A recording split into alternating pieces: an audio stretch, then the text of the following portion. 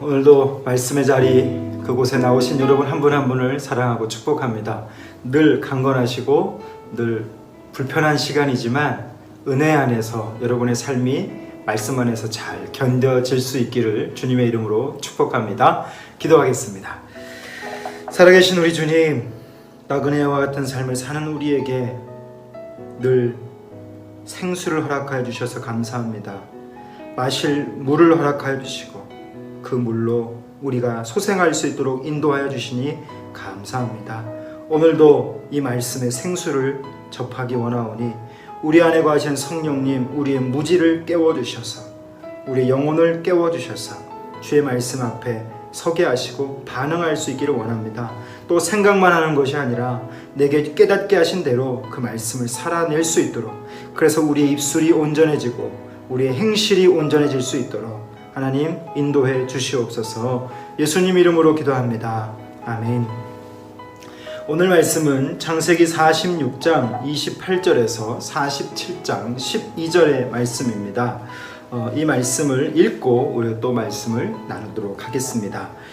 야곱이 유다를 요셉에게 미리 보내어 자기를 고센으로 인도하게 하고 다 고센 땅에 이르니 요셉이 그의 수레를 갖추고 고센으로 올라가서 그의 아버지 이스라엘을 맞으며 그에게 보이고 그의 목을 어긋맞춰 안고 얼마 동안 울매 이스라엘이 요셉에게 이르되 내가 지금까지 살아있고 내가 내 얼굴을 보았으니 지금 죽어도 족하도다. 요셉이 그의 형들과 아버지의 가족에게 이르되 내가 올라가서 바로에게 아뢰어 이르기를 가나안 땅에 있던 내 형들과 내 아버지의 가족이 내게로 왔는데 그들은 목자들이라 목축하는 사람들이므로 그들의 양과 소와 모든 소유를 이끌고 왔나이다 하리니 바로가 당신들을 불러서 너희의 직업이 무엇이냐 묻거든 당신들은 이르기를 주의 종들은 어렸을 때부터 지금까지 목축하는 자들이온데 우리와 우리 선조가 다 그러하니이다 하소서. 애굽 사람은 다 목축을 가증히 여기나니 당신들이 고센 땅에 살게 되리이다. 자, 여기까지만 우선 읽도록 하겠습니다. 어제 묵상을 하지 못하셨던 분들은 묵상 영상을 보시면서 다시 연결해 봐야 할 부분인데요. 야곱이 가나안에서 애굽으로 이거하게 되어집니다. 자, 그것은 결국 새로운 삶의 도전이었죠.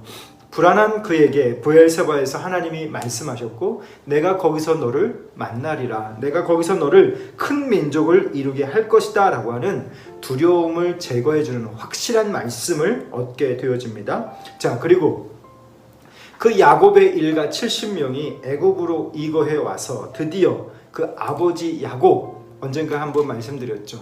평생 속이고 살고 자기의 몫을 위해서 그렇게 표독스럽게 살아왔던 그 말년에 그의 인생이 자녀들로 하여금 또 속임을 당하고 있는 그에게 이제 드디어 그 인생의 모든 속임의 아픔들이 한순간에 사라지는 장면입니다. 28절부터 보시면 그의 아들과 함께 목을 어긋맞춰 안고 얼마 동안 울게 되어지는 그것을 통해서 이제 드디어 야곱이라고 하는 삶이 하나님 앞에서 조금씩 역사로 사라지는 그 정리를 보여주고 있습니다.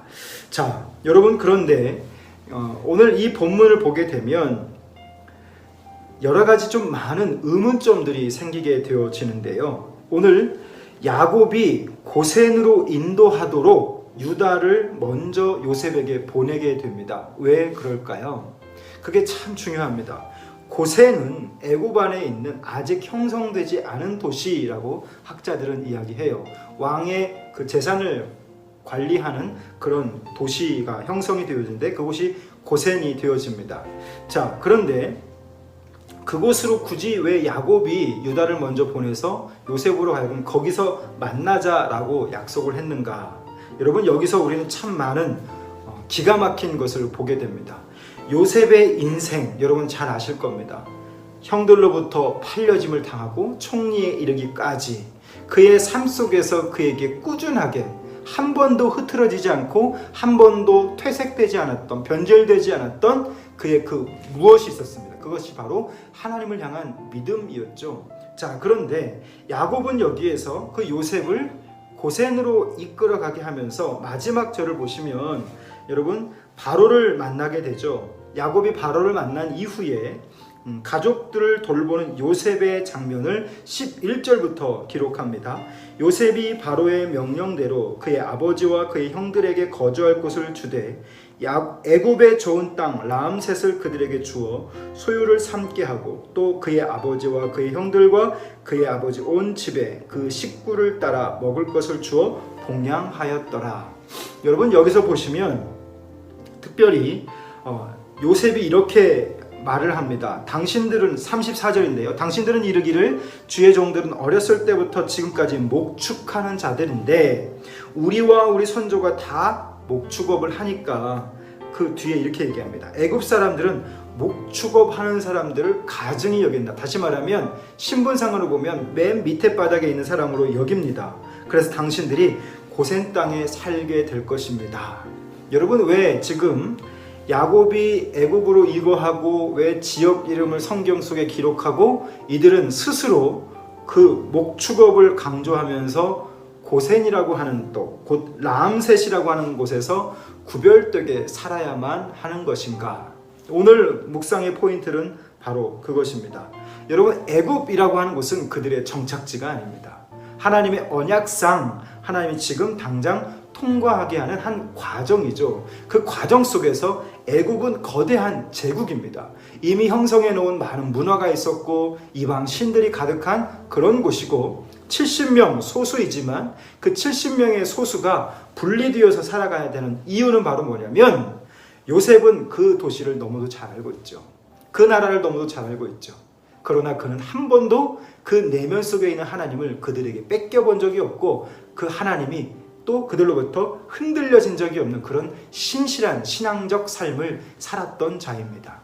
따라서 오늘 그 야곱의 모든 후손들이 그곳으로 구별되어져서 오늘 그 안에서 그들은 철저히 애굽에 속해 있지만 구별된 삶을 살게 하는 과정이 기록되어 있는 것이죠.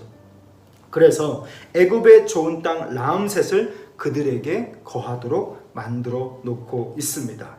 사랑하는 성도 여러분, 애굽에 살지만 고센에 속하지 않고 애굽에 살고 있지만 오늘 야곱의 70명은요 애굽 속에서 애굽인들이 보지 못하는 것을 보고 애굽인들이 듣지 못하는 것을 듣는 거룩한 구별된 자의 삶을 살아가기 위해서 준비하고 있습니다. 애굽이라고 한 거대한 제국이 주는 그 유익을 누리기보다 오늘 하나님이 보여주시고 하나님이 들려주시는 그것을 얻기 위해서 이들은 스스로 구별이 되어지고 있는 것이죠. 저는 오늘 본문에서 그것을 봅니다. 라암셋 이것은 결국 구별되어 살겠다라고 하는 그들의 선언이 되어지는 것입니다. 애굽은 깨닫지 못하는 것을 그들은 깨닫고 있기 때문에 애굽은 보지 못하는 것을 그들은 보고 있기 때문에 그들은 애굽으로 더럽혀지지 않기 위해서 스스로 구별되고 스스로 거룩한 삶을 살게 되어집니다. 애굽에 거하고 그것을 먹고 마시고 오늘 그 안에 있지만 애굽에 속한 자로 살지 않겠다라고 하는 이 선언. 사랑하는 성도 여러분, 그것이 바로 누굴까요? 이 시대를 살아가는 저와 여러분, 즉 그리스도인의 삶일 것입니다. 세상에 속해 살아가고 있지만 세상의 것을 먹고 우리가 지내고 있지만 오늘 우리는 어떤 선언이 필요합니까? 애굽에 속한 자로 살지 않는 것. 저 보이는 우리의 시온성이 있기 때문에 그곳을 향해서 오늘이라고 하는 시간을 하나님 앞에서 거룩하고 성실하게 우리의 삶을 살아가는 것, 스스로 구별하고 그렇게 나아가는 것. 그리스도인이 바로 그런 자들 아닐까요? 오늘 본문은요 우리 가운데 참 귀중한 교훈을 허락해 주고 있습니다. 이스라엘 사람들이 애굽에서 구별되어서 살아갔듯이 오늘 저와 여러분의 시간도 이렇게 말씀 앞에 깨어서 우리의 시간을 구별하고 우리의 시간 속에 하나님을 채우는 훈련을 하고 있지 않습니까?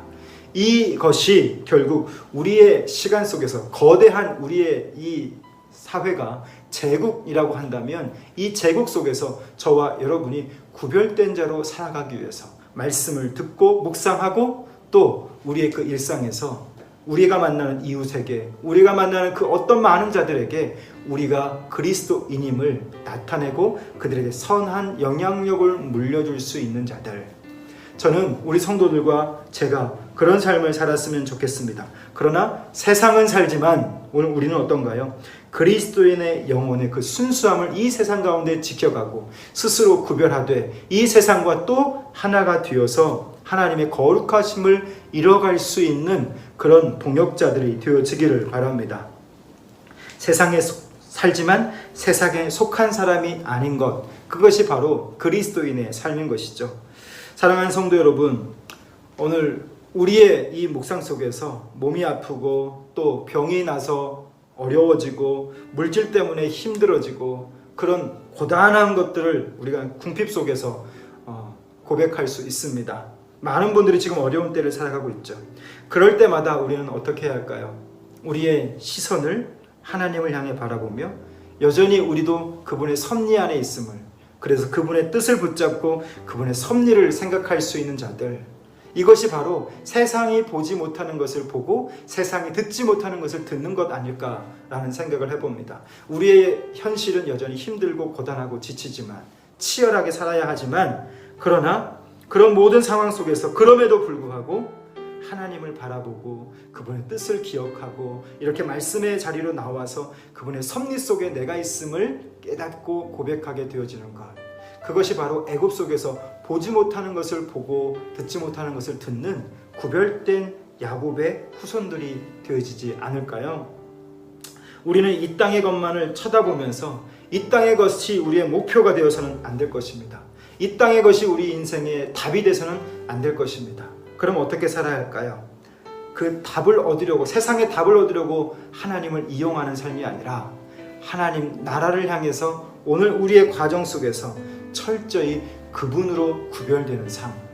오늘 여러분 우리의 입술이 구별되길 바라고, 또 오늘 우리의 행실이 구별되어져서 애굽에 속해 있지만 애굽의 지배를 받지 않는, 애굽에 속해 있지만 애굽에 속한 자로 사라지지 않는 그런 거룩한 구별, 저와 여러분이 우리의 삶 속에서 어떻게 구별할 수 있는지 구체적으로 질문해 보시고 정리하셔서 그렇게 살아내는 하루가 될 수 있기를 주님의 이름으로 부탁드립니다.